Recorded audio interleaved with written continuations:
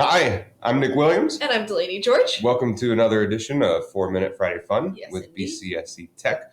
We're going to do Blendspace today. What is Blendspace? Blendspace is an interactive lesson creator where you can put your lesson online and your kids can go to it. Excellent. So it's in terms of UDL, it's a great engagement piece. Representation piece is also key here. You can bring in a lot of different types of ways to show material to students. Mm-hmm. And it's also good for an e-learning day. Yes, it is. Embeds and links well with its learning. Yeah. So that's good. So registration is free.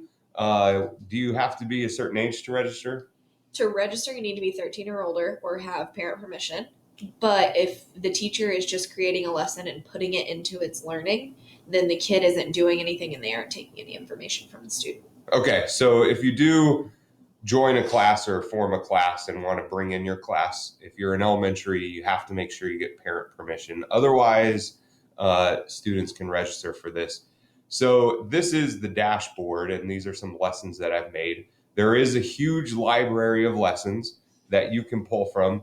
So, feel free to explore those. Are those free? Yes, they are. Excellent. And then we go to new lesson.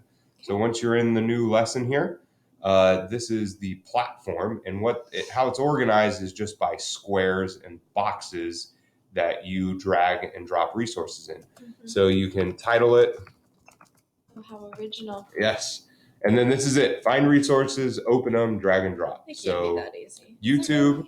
It is. So let's keep with the dog theme. Dog theme. Look at that. Dog in bathtub. That's fantastic. And then you can bring in links. So drag in. Wikipedia is always a great source to pull from. Wikipedia link, whatever. You can do images. He's ready to go. That guy looks fun. Yes. You could do Flickr, which is also pictures. You could do websites as well. Some of them don't always show up when the students click on them, but they will give you a link to kind of click on to get out. So there's that. It does give you access to your Google Drive, which I don't have anything named dogs, surprisingly. Why not? And then you can drag and drop things into there. Your Dropbox as well. And then just plain files. So here's a PDF file that I have already uploaded, but you can choose any file on your computer and upload it. There are Common Core standards too. Don't really do much for us. Yep. You can also just add text boxes. So if you're looking just to add goals, lesson objectives, then there is a text box here that you can bring in. You can link. There's a source code area so you can embed. Yep. You can't do video or audio in this, but you can embed some text here. So you can give guidance here. And if you want to give some students options, notice that each block has a number. So you'd have to refer to them, do one of these next 3 blocks or something like that. Yeah. And then you can keep adding as many rows as you want, but you can also add a quiz.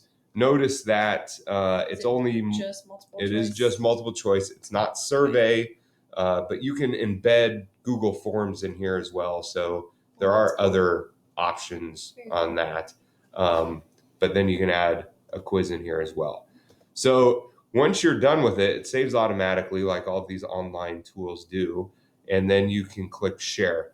Now, we will note that there is something weird with the share. It's kind of odd. We don't know why, but it doesn't put the TES.com in front of it. And the HTTPS is really important if you want it to be on its learning, because that tells its learning that it's a secure site. Yes. So we're going to copy this link, get into its learning, and then add